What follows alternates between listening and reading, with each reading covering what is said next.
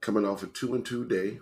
Of course, it should have been a 4-0 day. But these losses this last week or so have been really close for comfort. Um, Denver lost to the Clippers by 2. They came back down 17 in the fourth quarter and were actually up at one point going into the last couple minutes. Aaron Gordon slipped at the last minute when he was about to dunk or do a layup or something, and caused a turnover, ball went out of bounds. They were about to tie the game up right there. And if it went to overtime, I was pretty confident about that -4. Uh, Hawks plus 12. They lost by 14. Probably last minute foul. I was tracking the game on my phone. I wasn't able to watch it, but they were definitely down 12 with inside a minute to go. So could have been at least a push. I almost got a 12.5 before I recorded the video, but I waited till after and it was down to 12. So really close. The over in the next game hit. They also came back against the Kings to win outright by 11. So they covered the spread, and Golden State beat Houston by 23, and that's why you don't talk shit. So 2-2. On to today, we have 12 games on the card. I don't have thoughts in all of them, so I'll go over what I have. Let's get into it.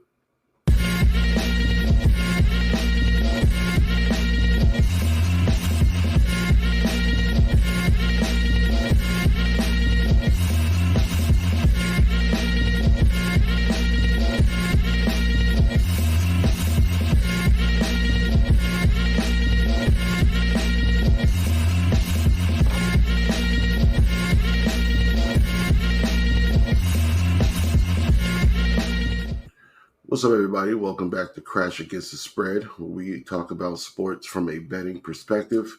It is Friday, April 5th. Like I said, 12 games on the card.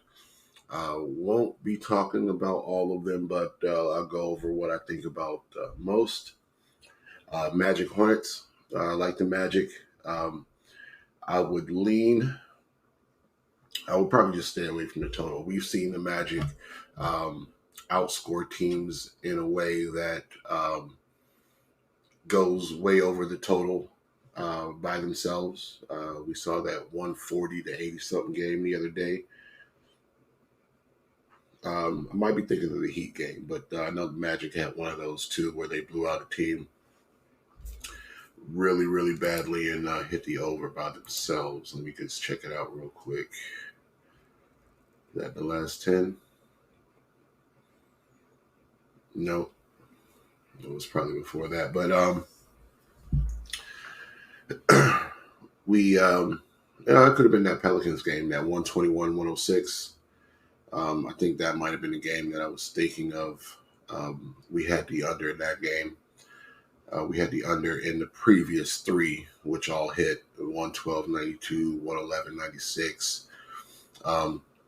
So we were just on a little streak there, and I think that was the one that I had in my head.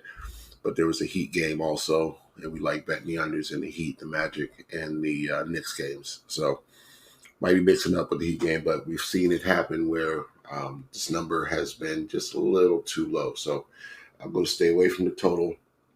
Don't think I can fully get there with the Magic just in case they don't have anybody notable on the injury report while Charlotte has 10 people. So I would lean Magic. Not sure if I'm going to bet it. Thunder and the Pacers. I'm on the Pacers here, -6. Thunder haven't looked like the same team without SGA and J-Dub in the lineup. Also leaning under.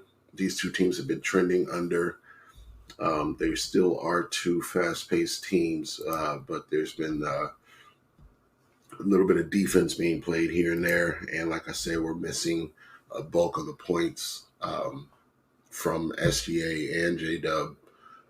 So I think this will be a more defensive battle. So I would lean Pacers. They have to keep pace with the Heat, who are in the 7 seed, a half game back of them. They're trying to get out of the player tournament, and the Pacers are trying to stay out of the player tournament. So, lean Pacers. Next game up is the Blazers and Wizards. I like the under in that game. It's not sure where the offense is going to come from. I would also, of course, lean Washington against a Portland team that is, I think, 0-10, 1-9 in their last 10 games. So with this short spread like this, I would lean Washington. Neither of these teams have anything to play for. Both been eliminated from playoff contention. Both have a really hectic injury report. So Kuzma out, Avita questionable, Bagley out, Tyus Jones out, Shamet out. So they just putting it down for the season right this second. So you got Kispert in the lineup and Jordan Poole for Washington, and you got Scoot Henderson, DeAndre Ayton, and is that I don't know who Chris Murray is. So we're going under. Not a lot of defense going to be played in this game, and it seems closer to a G League type of game. Knicks Bulls, we're going over 212. Knicks are 8-2 to the over in their last 10 games, and they're 7-3 over this number, this 212 number in their last 10 games. So that's where I would lean. Bulls also play, I don't want to say a lot of over games, but we can count on them to keep pace with a team that they're like the Knicks, which they have a rivalry with. So I would bet this will be a close game. Knicks are on a back-to-back after beating the Kings yesterday in Sacramento. And I would lean to the over in this game, over 212. Heat Rockets, I would lean to the Heat. Like I said earlier, they're a half game back of the Pacers, and they're trying to get out of the play-in tournament. Rockets lost to the Warriors last night in a blowout. And, we've got to see where their mindset is. Coming into today, they are probably definitely out of the playoffs. I would have to double check. They got that nifty E next to their name now. Not quite yet, but they are 38-38. So they're mathematically still in it, 4 games back of the Golden State Warriors with 5 games to play. So they would need to win every game, and the Golden State would have to lose at least 4 games. So don't think that's going to happen. So Rockets can officially pack it in now. But I think they'll at least compete with this Heat team for a little bit, but the Heat will pull away at the end. So for them to win by 3 is my bet. Raptors, Bucks. Can't trust the Bucks at a -15 number at their home, at your home, wherever. So I would lean Raptors. Not going to be one of my straight bets, though. Spurs, Pelicans. We're leaning Spurs. They've been cashing for us a lot lately, and we're leaning towards them for the Wemby Rookie of the Year angle. That's what they're playing for right now. Their record on the season is not good, and they've already been eliminated. They're 18-58. So the worst record in the Western Conference. But they are covers and spreads for us. So against the spread, they are 40-36 on the season. So these double-digit numbers with the Spurs are where we like to see them. So Spurs plus 12.5. Warriors Mavs. I like the Warriors +5 to keep it close in this game where both these teams are trying to move up a spot in the playoff bracket. So Warriors are trying to get to the 9 or the 8 above the Lakers, and the Mavs are trying to get to the 4 above the Clippers. So think this will be a close game. Not sure about the total, but I would lean to the Warriors with the whole 5 points. Timberwolves and Suns.